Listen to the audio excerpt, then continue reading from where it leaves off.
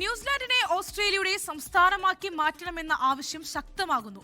പുതിയ സംവാദത്തിന് തുടക്കമിട്ട് രാഷ്ട്രീയ വിമർശകനും അഭിപ്രായ സർവേ വിദഗ്ധനുമായ ഡേവിഡ് ഫെറാർ ഓസ്ട്രേലിയയിൽ നിന്ന് പെനീന മാത്യു തയ്യാറാക്കിയ റിപ്പോർട്ട് കാണാം.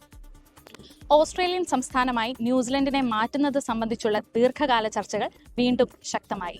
ന്യൂസിലൻഡിലെ പ്രമുഖ രാഷ്ട്രീയ വിമർശകനും അഭിപ്രായ സർവേ വിദഗ്ധനുമായ ഡേവിഡ് ഫെറർ അടുത്തിടെ നടത്തിയ അഭിപ്രായ പ്രകടനമാണ് ഈ സംവാദങ്ങൾക്ക് പുതിയ ജീവൻ നൽകിയിരിക്കുന്നത്. ഈ നിർദ്ദേശത്തെ പിന്തുണയ്ക്കുന്നവർ പ്രധാനമായും ചൂണ്ടിക്കാണിക്കുന്നത് സാമ്പത്തികപരമായ നിരവധി നേട്ടങ്ങളാണ്. ഇരു രാജ്യങ്ങൾക്കും ഒരുമിച്ച് ഒരു വലിയ സാമ്പത്തിക ശക്തിയായി മാറാനും വിപുലമായ ഒറ്റ വിപണി സൃഷ്ടിക്കാനും അതുവഴി ആഗോളതലത്തിൽ കൂടുതൽ ശക്തമായ സ്വാധീനം ചെലുത്തുവാനും സാധിക്കുമെന്നാണ് അവരുടെ വാദം.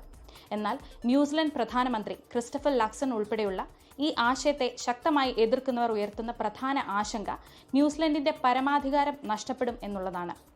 തനതായ സാംസ്കാരിക വ്യക്തിത്വവും രാഷ്ട്രീയ സ്വയംഭരണവും ഇല്ലാതാകുന്നത് ഒരു പ്രധാന പ്രശ്നമായി അവർ കാണുന്നു. ഇരു രാജ്യങ്ങൾക്കുമിടയിലുള്ള വ്യത്യസ്തമായ രാഷ്ട്രീയ മുൻഗണനകളും നിയമവ്യവസ്ഥകളും ഈ ഏകീകരണത്തിന് വെല്ലുവിളിയാകുമെന്നും എതിർക്കുന്നവർ വാദിക്കുന്നു. ചരിത്രപരമായ രേഖകൾ പ്രകാരം 19-ാം നൂറ്റാണ്ടിൽ പോലും ബ്രിട്ടീഷ് സാമ്രാജ്യത്തിന്റെ ഭാഗമായിരിക്കുമ്പോൾ തന്നെ ഇത്തരം ഒരു ഏകീകരണത്തിനുള്ള സാധ്യതകൾ ബ്രിട്ടനും ഓസ്ട്രേലിയയും ചർച്ച ചെയ്തിരുന്നു. കാലാകാലങ്ങളിൽ ഉയർന്നു വരുന്ന ഈ നിർദ്ദേശം കേവലം രാഷ്ട്രീയപരമായ ഒരു നീക്കമായി കാണാനാവില്ല. ഇത് ഓഷ്യാനൻ മേഖലയിലെ രണ്ട് അയൽ രാജ്യങ്ങളുടെ ദേശീയ സ്വത്വം, ഭാവി, സാമ്പത്തിക നിലനിൽപ്പ് എന്നിവയെക്കുറിച്ചുള്ള ആഴത്തിലുള്ള ചോദ്യങ്ങൾ ഉയർത്തുന്നു. ഓഷ്യാനിയൻ മേഖലയുടെ രാഷ്ട്രീയ ഭൂപടത്തിൽ ഇത് എന്ത് മാറ്റങ്ങളാകും വരുത്തുക എന്ന ചോദ്യം ഇപ്പോഴും ഒരു സമവായത്തിലെത്താതെ സങ്കീർണമായി നിലനിൽക്കുന്നു. ഓസ്ട്രേലിയയിൽ നിന്നും 24-ന് വേണ്ടി പെനീന മാത്യു.